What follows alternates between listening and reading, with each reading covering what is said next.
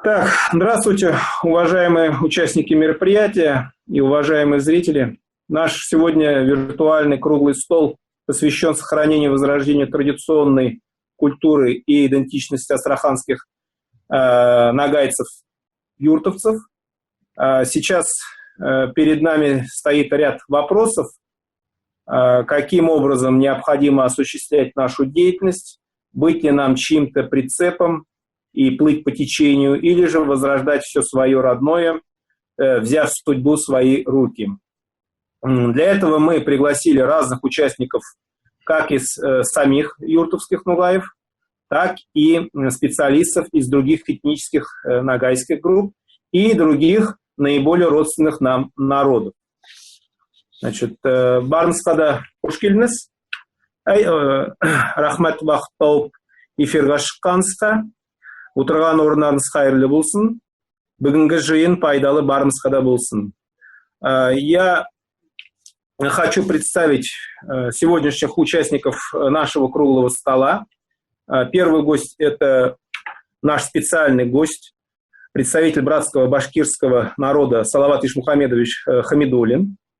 Салам алейкум. Салам алейкум. Ага. Российский историк, кандидат исторических наук, общественный деятель, знаток истории тюркских народов, снявший первый фильм о Нагаях Астрахани, публицист, журналист, продюсер, ведущий автор различных телепроектов, один из соавторов серии книг «Башкирское родословие».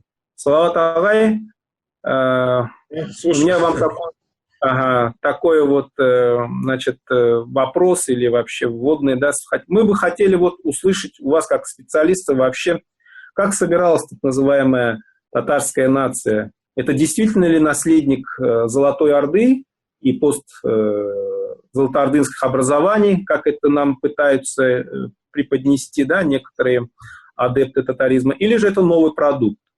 Наши оппоненты упомянули, что мы, нуаи, а также вы, башкиры, да, все вместе должны быть якобы частью татар, и давно ими как таковыми являемся. Действительно, это гарант для всех нас от ассимиляции и путь в светлое будущее?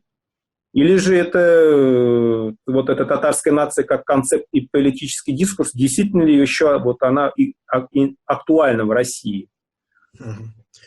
Вопрос понял. Ну, начну с того, что вот принятие самоназвания татар, конечно, это никакая не гарантия, не страховка от каких-либо, значит, напастей, ассимиляции и так далее, да, то есть это что, это какое-то имя, оберег, что ли, который ты принимаешь, и раз у тебя, значит, вокруг тебя какой-то защитный купол образуется.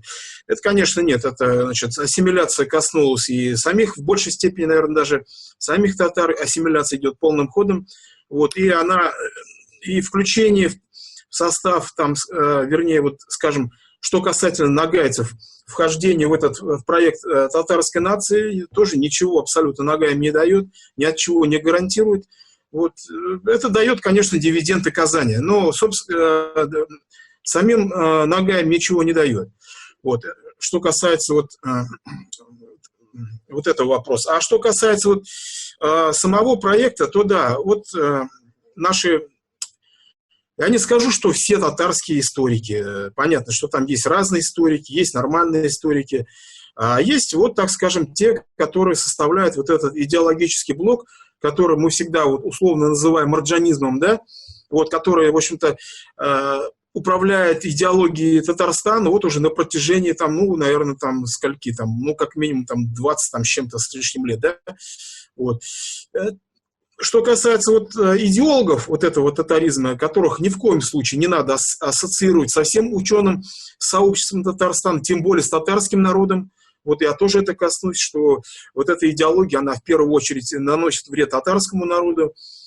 Вот. И эта идеология, она не более чем идеология. Вот. И ничего у нее исторических оснований нету. Вот этноним татар, они всегда говорят, это вот такой древний этноним, да, конечно, древний этноним, кто же спорит. В архонских надписях, там в надписи Кюльтигина упоминается народ Отуз татар. Вот. Потом были еще тугус татары, 9 татар в составе, значит, уйгурского каганата, потом они частично вошли в состав кимакского каганата, да, никто с этим не спорит, татары были, но надо ведь понимать, кто эти татары были. Значит, Махмуд Кашгари говорит, что вот у них, да, они все тюркский язык понимают, но у них есть свой язык, какой-то отдельный.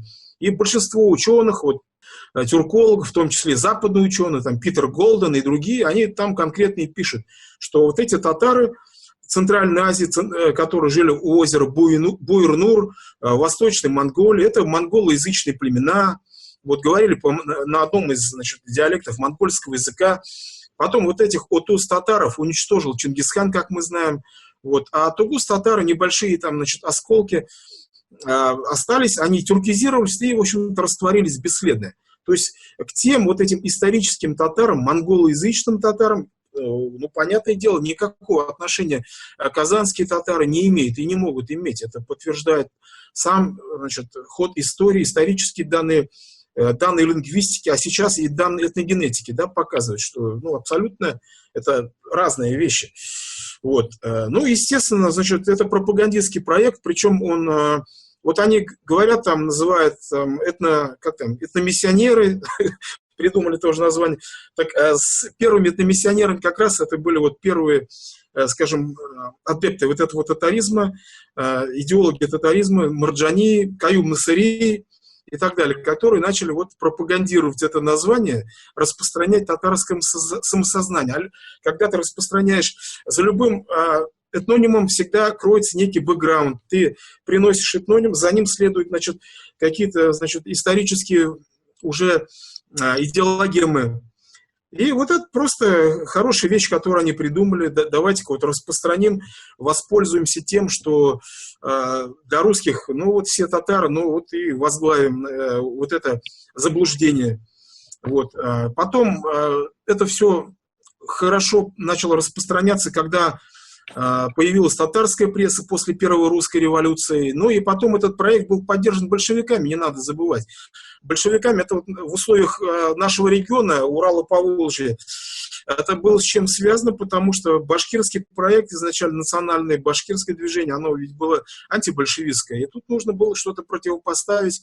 И когда татарские социалисты, Муланур Вахитов, значит, Султан Галеев, были включены в состав наркомнации, наркомата по делам национальности и предложили Сталину, вот, чтобы нейтрализовать проект башкирской автономии, башкирскую автономию, которая выступила на стороне белого движения. Вот этот был проект, собственно, и создан. Татаро-башкирской республики, то есть это такой советизированный вариант прежнего проекта Идель-Урал.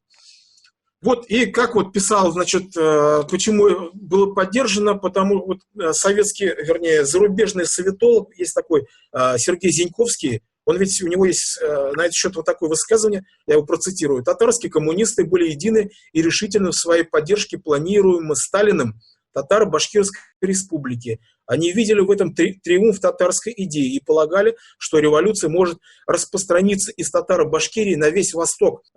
Коммунистическая партия и советское правительство нуждались в ней как в восточной витрине для пропагандистских целей в Исламской Азии. Это придавало татарским коммунистам уверенность в успехе в силе своего дела. Татарские коммунисты заключили брак по расчету с Центральным комитетом коммунистической партии, который нужен был им для осуществления татарской автономии». Вот. Тут все, зарубежная наука, все об этом сказала уже. Вот недавно вышла тоже книга, значит, о роли татар, значит, в построении Российской империи. Это всегда, значит, ведь и сама ведь и Российская империя ведь к этому делу руку приложила, когда, вернее, не империя, а даже еще Московское царство, когда начала создавать соответствующие сословия. Допустим, в составе Касимовского ханства Московское царство создало сословие служилых татар. Это нужна была конница для борьбы с Казанским ханством. Вот, служилые татары, оттуда, значит, выходцы из разных мест, из разных регионов бывших постордынских образований, в том числе из Ногайской Орды, из Башкирии, из Крыма, стекались разные ордынцы, и вот их московское государство включало в это сословие служилых татар. Вот. А потом уже, когда Казань была взята, и, значит, московское государство, вот на то население, которое местное там находилось, ясачных чувашей, то есть просто чувашей, наложило уже, значит, название ясачные татары, то есть тоже сделав их одним из татарских сословий. То есть государство само конструировало вот этот скажем, сословия разные, которые потом уже по этому внешнему созвучию, потом уже у них, они сами дошли до того, чтобы им соединиться уже в этот проект, уже проект татарской нации. Вот я всегда думаю, а если бы московское государство в 17 веке вот этих чувашей не ввела бы в сословие осадочных татар, то сейчас бы мы имели две чувашские нации, понимаете, да? Одна, значит, вот это казанские чуваши, другие правобережные Волги. Вот что, в общем-то, государство само конструировало вот эти народности, которые не имели четкой идентичности, не имели и так далее. Потом эта идея была подхвачена уже Марджани, который, в общем-то, решил воспользоваться вот этой, так скажем, многозначностью вот этого термина, не противодействовать русской точке зрения на казанских мусульман. И, ну, раз так называть, ну, давайте так и будем, значит, называться. В советское время, вот уже, когда все-таки она была наука советская, ведь она в масштабах всего государства делалась, и там не было места таким местом аквариумным наукам, как сейчас вот мы видим в Татарстане. Там разрабатывалась история булгарского происхождения татарского народа. Вот заметьте, да, в советский период, где утверждалось, да, значит, казанские татары – это потомки булгар.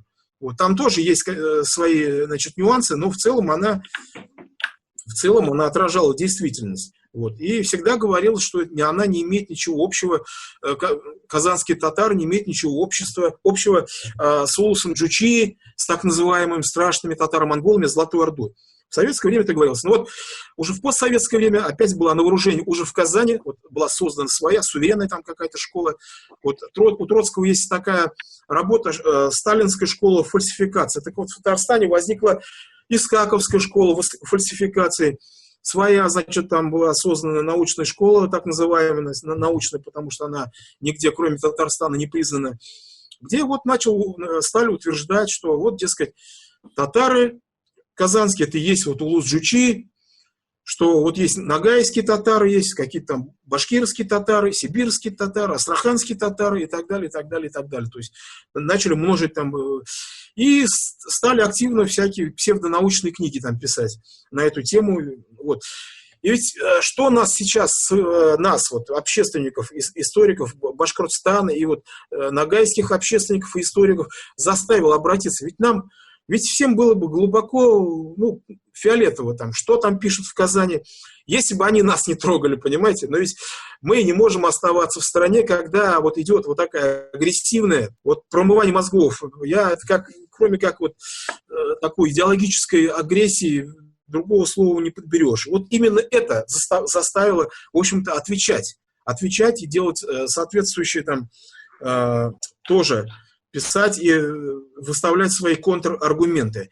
И вот последнее, что я хочу сказать. Вот смотрите, что несет вот эта идеология. Вот мы знаем, значит, разрабатывалась концепции всякие, значит, Искаком и так далее. Вот этот агрессивный идеологический натиск, он вызывает ведь только, значит, этнизирует башкир, да, то есть вот по законам этнологии, то есть чужой иной, он является этнизатором, то есть наоборот, усиливать этническое самосознание башкир, понимаете? То есть добивается...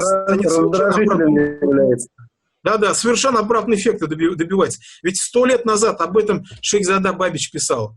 Каждая ваша грязная статейка делает нас сильнее. Каждая ваша грязная статейка делает башкира еще более башкиром. Вот раз, вот здесь по этому направлению не проходит в отношении, допустим, башкир. Что несет это для самого татарского народа? И ведь и для татарского народа это несет только разрушение. Почему? Объясню почему. Смотрите, вот мы же живем в современном информационном веке. Раньше, да, когда книги лежали только в библиотеках, там кто читал, тот, значит, знал, а у кого не было такой возможности, тот не знал. В информационном веке уже информацию не скроешь. И со времен Декарта у нас, значит, рациональность, она, так скажем, является в основе любой академической науки, находится рациональность. Татары ведь тоже простые люди, читают книги, видят, что что-то не сходится. Вот нам говорят, что мы татары, а вот, значит, по документам совершенно другое, что, оказывается, мы не те татары Золотой Орды.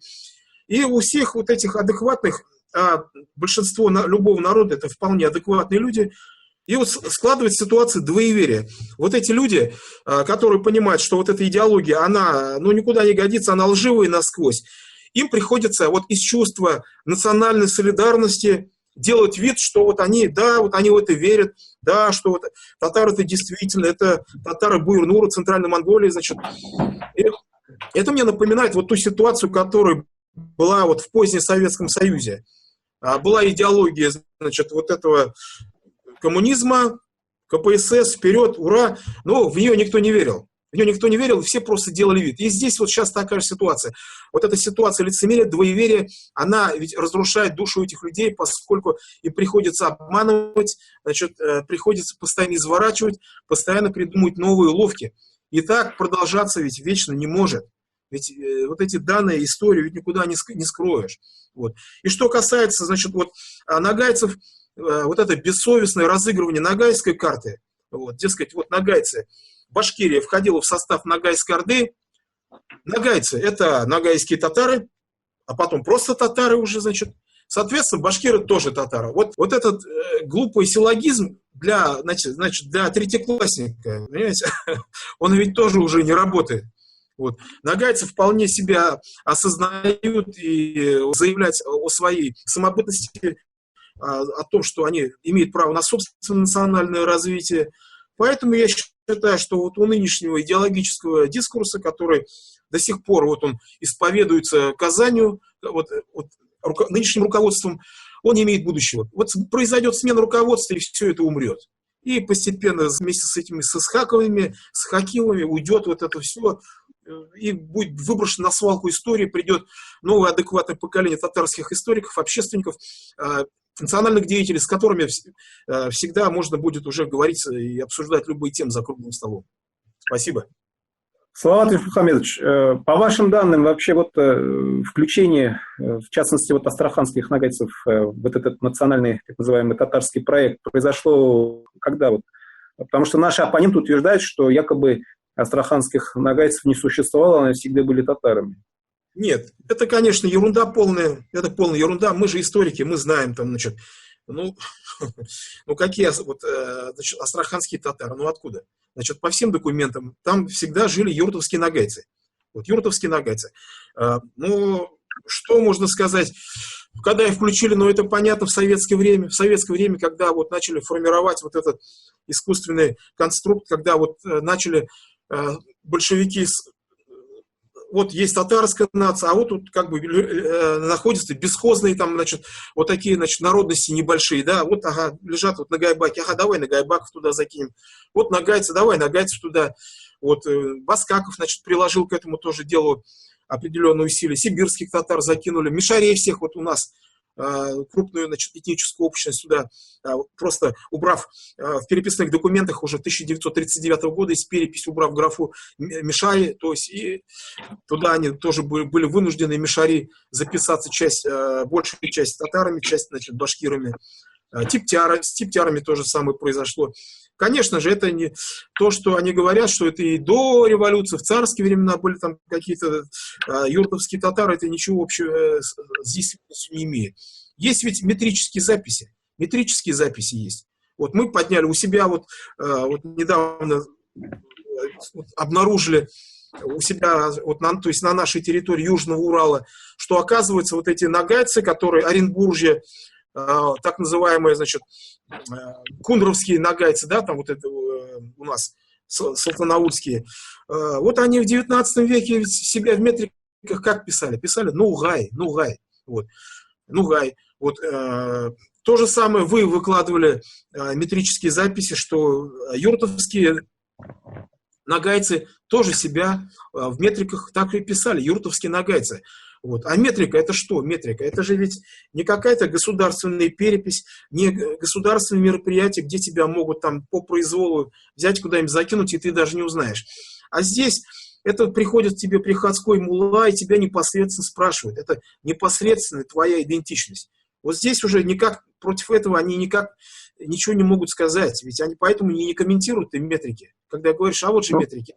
Салават Ильшмухамедович, здесь есть некоторые попытки, слабые такие, вот вы сейчас про метрики привели, они пытаются, некоторые наши оппоненты, говорить, что юртовский нугай – это, оказывается, не этничность, а это сословность. То есть они вот пытаются таким образом как бы уйти от прямого ответа. Хотя,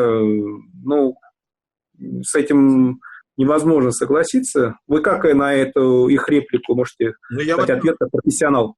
Это ерунда, конечно, полная. Это полная ерунда. Значит, какая сословность? Ну вот, допустим, башкиры, вот я просто по башкирам скажу, но какие сословия в конце 19 века? Вот какие? Там, значит, башкиры уже, значит, сословий вотчинников не было, и это просто, значит, имеется в виду, это способ землевладения всего лишь. Башкиры уже находились в конце 19 века так сказать, в категории, там даже сословия-то не было такого, сельских обывателей. Ну, они же пишут себя башкирами. Нагайцы то же самое. Ведь они до того, нагайцы, вот, допустим, наши оренбургские, они являлись казаками. Однако же они не пишут себя там как-то по-другому, значит. Они пишут нугай. Это то есть казак – это сословие, а нугай – это этничность. Правильно? Да, естественно. Казак – это сословие, они же были казаками. Но почему же тогда они себя не писали там казаки там, и так далее, значит? Но это очень странно. Вот. А юртовские нагайцы, там писали, юртовский нагай, это опять, это отражение чистой этничности. В слове юртовский имеется в виду, то есть они как бы подчеркивали свою особенность, что они нагайцы, но вот такие, значит, специфические нагайцы, не такие, как, допустим, там другие нагайцы, там, я не знаю, там Дагестана, например, да, там, или еще каких-то других мест. Это просто вот, да, это уже фактически такая этнографическая группа нагайского народа, но не татарского народа. Потому что если бы они были, у них была бы идентичность, ну что им мешало написать татар? И, кстати, в метриках вообще там практически единично такие манифестации, самопрезентации как татар вот встречаются у нас в регионе. Вот там единицы. То есть это вообще такого самосознания тогда не было. Поэтому документы говорят об обратном, и все их доводы, они гроша ломаного не стоят при обращении к документам. То есть, судя вот всему вот этому анализу документов, включению юртовских нугаев, в частности, вот этот татарский проект, не прошло еще 100 лет. Это где-то вот 25-26 года прошлого века, да, если брать видимо, точку отчета. Как бы. Ну, видимо, так, да, видимо, так, потому что я вот конкретно не могу сказать, вот я просто не изучал там уже по переписям, по советским переписям, куда начали их включать юртовских нагайцев, астраханских нагайцев, я просто не владею информацией, но это очевидно, что это произошло именно, значит, в 20-х, 30-х годах прошлого века, 20 века. Вот. Потом была распространена система образования, татарского образования. А ведь что формирует самосознание? Именно что является воспроизводством того или иного этнического самосознания? Именно школа. Вот. И потом вот участие вот этих юртовских нагайцев, вот, им удалось вот этой школой немножко так затуманить их национальное самосознание. Но, повторяю, рациональность никто не отменял со времен Рене Декарта. Поэтому люди сами будут всегда обращаться вот к первоисточникам, и всегда они будут видеть, что это совсем не то, что им пытаются вдолбить в голову казанские идеологи. Спасибо вам за такой профессиональный, развернутый ответ. Вам спасибо.